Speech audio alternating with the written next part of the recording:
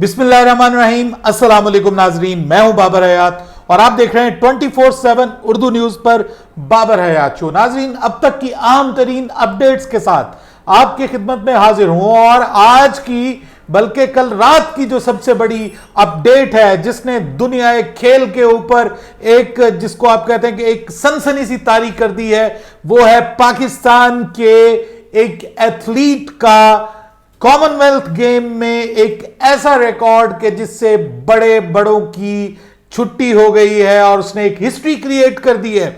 I am talking about Arshad Nadeem, जिसने पाकिस्तान के लिए कॉमनवेल्थ गेम्स में ना सिर्फ जो है वो सोने का तमगा हासिल किया है, गोल्ड मेडल हासिल किया है, बल्कि उन्होंने इस गेम में नए रिकॉर्ड्स कायम कर दिए हैं और एक ऑल टाइम जिसको आप कहते हैं कि हिस्टोरिक रिकॉर्ड कायम करने के वो करीब पहुंच गए हैं। क्या अरशद नदीम जो है उनको जितना बड़ा उन्होंने पाकिस्तान के लिए एक एजाज जीता है, क्या उसी तरह से उनको अप्रिशिएट किया जा रहा है या नहीं किया जा रहा? उनको इनाम कितना दिया जा रहा है और कितना इनाम मिलना चाहिए एक ऐसे खिलाड़ी को कि जिसने पाकिस्तान का झंडा पूरी दुनिया में बुलंद किया है? और ये है हमारी आज की मेन स्टोरी। इसी हवाले से नीरज चोपड़ा, जो कि भारत के इसी खेल के माहिर थे और जिन्होंने अरशद नदीम को ओलंपिक्स में शिकस्त दी थी, यहां नीरज चोपड़ा का रिकॉर्ड भी टूटा है।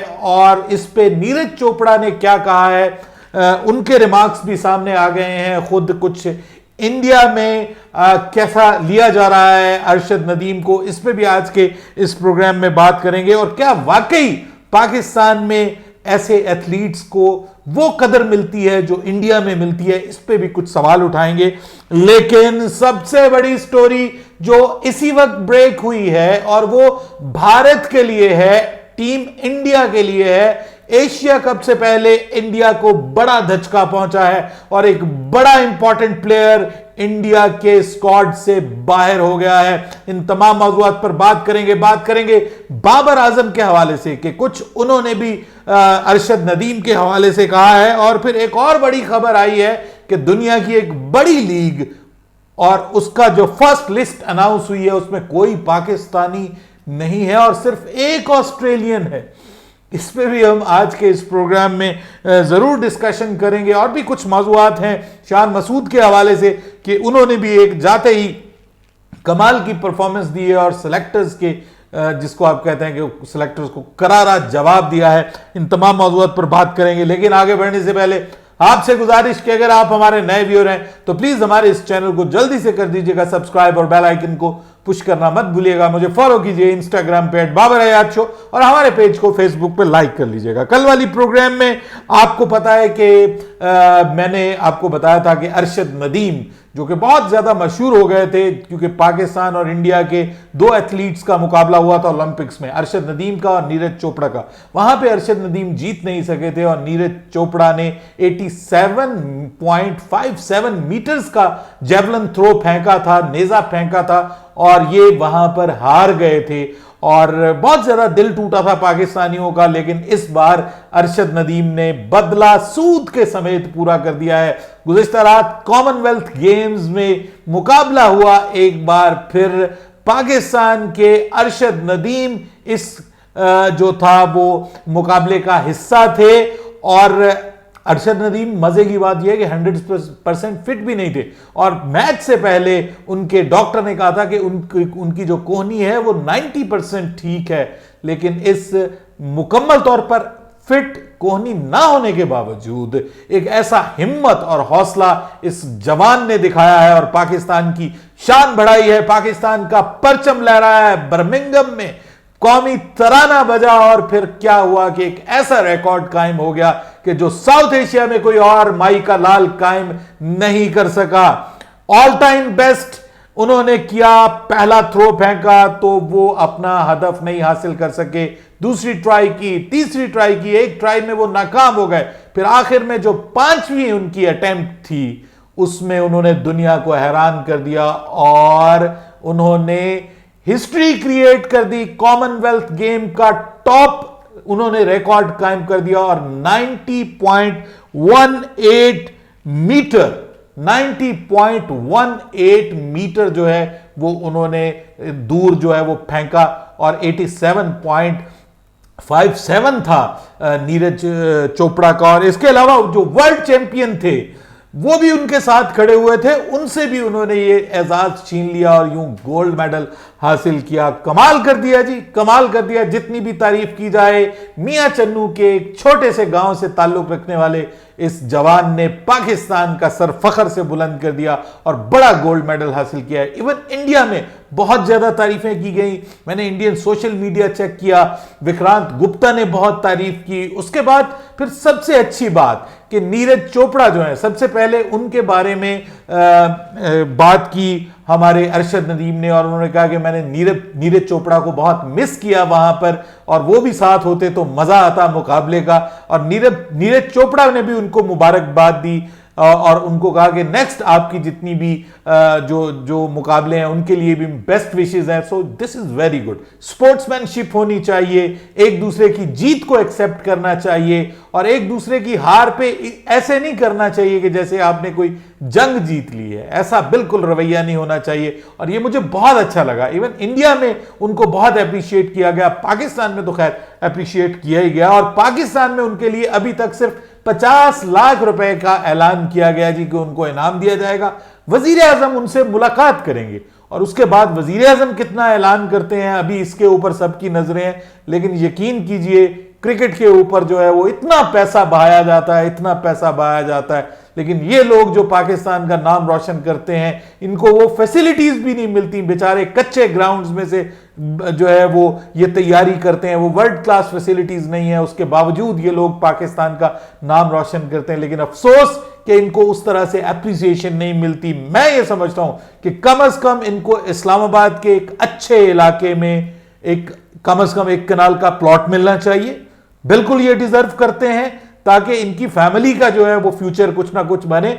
और मैं समझता हूं कि 5 से 10 करोड़ रुपए के राउंड अबाउट इनको प्राइज मिलना चाहिए। ये बहुत बड़ा कारनामा है। आप देखिए कि साउथ एशिया में किसी ने ऐसा नहीं किया और ओलंपिक का रिकॉर्ड जो है वो तोड़ने के बिल्कुल करीब आ गए हैं। ओलंपिक का रिकॉर्ड जो है वो तोड़ने में बिल्कुल करीब आ गए हैं और ओलंपिक का रिकॉर्ड जो है वो 90 पॉइंट समथिंग है। 90 पॉइंट अगर मैं एग्जैक्ट देखूं तो इन्होंने 19.18 किया और 90.57 है जो कि 2008 में नॉर्वे के लेजेंड एथलीट एंडरसन थॉरकल्डसन ने कायम किया था। तो ये उसके बिल्कुल करीब पहुंच गए। तो ऐसा सूरमा आपको जो मिला है तो उसकी एप्रिसिएशन तो बनती है ना।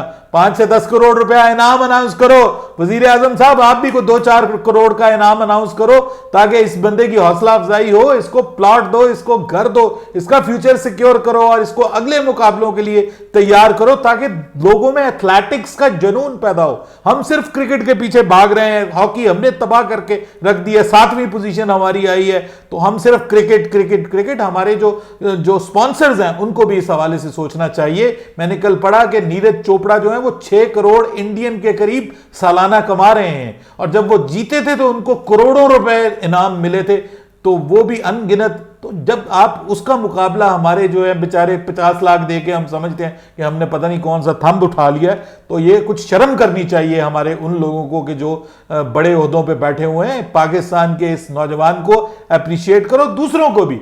वो जो नूह भट्ट है जिसने दूसरा गोल्ड मेडल हासिल किया रेसलिंग में, वो कहते हैं ना गुजरांवाला वाले सिर्फ खाते नहीं है, लगाते भी हैं और दिखाते भी हैं। उन्होंने अपने खाबे दिखाए हैं और 3 मेडल गुजरांवाला ने जीते हैं। सो पाकिस्तान को इसको अप्रिशिएट करना चाहिए। बाबर आजम ने अलबत्ता अप्रिशिएट किया और उन्होंने कहा कि आप मुकम्मल तौर पर फिट भी नहीं थे, लेकिन उसके बावजूद आपने जो जज्बा दिखाया है दैट इज अमेजिंग और इस पे उन्होंने मुबारकबाद पेश की है। बाबर आजम की तरफ से भी मुबारकबाद, वजीर आजम की तरफ से, पाक फौज की तरफ से, सदर ममलिकत, मुबारकबाद सबने पेश की है। लेकिन कल ही सुखी मुबारकबाद ना गुजारा नहीं होता सर, रोटी भी खानी होती है ना।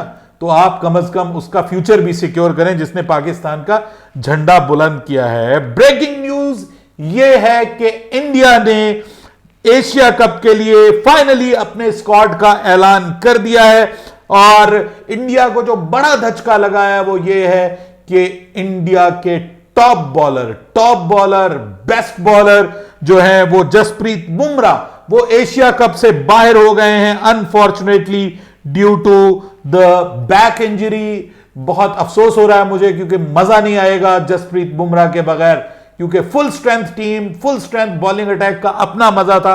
और ऑब्वियसली ये टीम इंडिया के लिए बड़ा झटका है बिफोर एशिया कप। लेकिन कहना यह है टीम इंडिया का, उनकी मैनेजमेंट का, कि इसकी वजह यह है कि वो रिस्क नहीं लेना चाहते। T20 वर्ल्ड कप के लिए बड़ा इवेंट आ रहा है, तो एशिया कप के लिए वो उनको रेस्ट दे रहे हैं। बहरहाल अभी अभी जो फाइनल स्क्वाड वो भी अनाउंस हो गया है। रोहित शर्मा कप्तान है, केएल राहुल, विराट कोहली की वापसी हो गई है।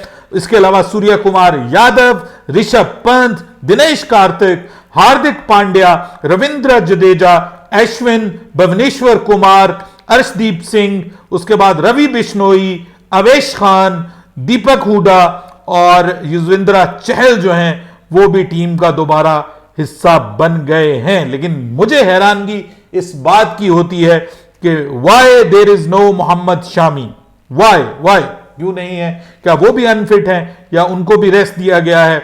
सवाल पूछने वाला है। बहरहाल अर्शदीप सिंह को मौका दिया गया है, रवि बिश्नोई ने अच्छा परफॉर्म किया है अभी वेस्ट इंडीज के खिलाफ, अवेश खान ने भी बुरा परफॉर्म नहीं किया, अच्छा परफॉर्म किया, दीपक हुडा हैं, युजवेंद्र चहल हैं और रविंद्र जडेजा हैं और आर अश्विन भी हैं।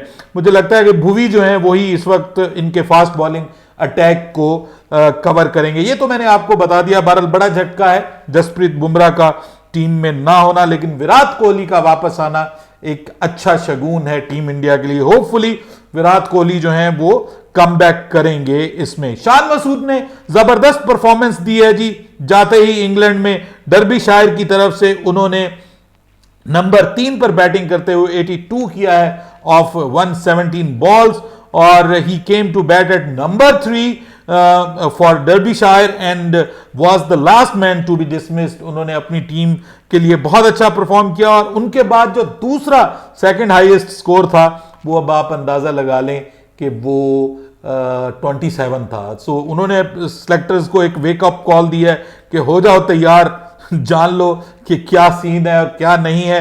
दूसरी जानिब अगर हम बात करें कि एक जो बाबर आजम के हवाले से, कि बाबर आजम की जो रैंकिंग है वो बहरहाल बच गई है, उनकी रैंकिंग को अब फिलहाल कोई खतरा मौजूद नहीं है और वो अब सुकून कर सकते हैं। कम से कम जो एशिया कप है उस तक के लिए उनकी रैंकिंग जो है वो अब किसी भी खतरे का वो शिकार नहीं है। बड़ी इंपॉर्टेंट न्यूज़ आई हैं दुनिया क्रिकेट के हवाले से जो मैंने आपके साथ शेयर की हैं, लेकिन सबसे बड़ी बात कि बाबर आजम ने जो दिल जीते हैं सबके, खुश कर दिया। लेकिन दुनिया क्रिकेट की एक बड़ी लीग जनाब स्टार्ट होने जा रही है जो कि यूएई क्रिकेट लीग है और मजे की बात यह है कि जो उसकी इब्तदाई लिस्ट तैयार की गई है उसमें कोई पाकिस्तानी नहीं है और ना सिर्फ कोई पाकिस्तानी नहीं है बल्कि ऑस्ट्रेलियन भी नहीं है। सिर्फ एक जो ऑस्ट्रेलियन है उसमें वो क्रिस लिन है और एंड्रे रसल वगैरह और कुछ वेस्ट इंडियन प्लेयर, कुछ बड़े नाम हैं जो एलेक्स हेल्स वगैरह उसका हिस्सा है, लेकिन पाकिस्तान के बड़े बड़े खिलाड़ी इस में शामिल नहीं है। और मेरे ख्याल में उसकी वजह यह है कि बहुत से खिलाड़ियों को राब्ता करने की कोशिश की गई है, लेकिन क्योंकि पाकिस्तान क्रिकेट बोर्ड उस वक्त बहुत बिजी हमारा शेड्यूल होगा तो इजाजत मुश्किल से मिलेगी। अपनी राय दीजिएगा कमेंट सेक्शन में। आपके ख्याल में भारत का ये जो स्क्वाड है ये कितना तगड़ा है? मुझे लगता है कि बॉलिंग में ये स्क्वाड जो है वो थोड़ा सा तजुर्बा अब मिस करेगा और बैटिंग में तो बहरहाल थोड़ी स्ट्रेंथ इंप्रूव हुई है कोहली के आने से, केएल राहुल के आने से, और यंग भी हैं, एक्सपीरियंस भी हैं। So combination of youth and experience है बैटिंग में, लेकिन बॉलिंग में मुझे लगता है खासतौर पे फास्ट बॉलिंग में सीमर्स में तजुर्बा मिस करेगा। अपनी राय दीजिएगा कमेंट सेक्शन में। बाबर हयात को इजाजत दीजिएगा। अल्लाह हाफिज।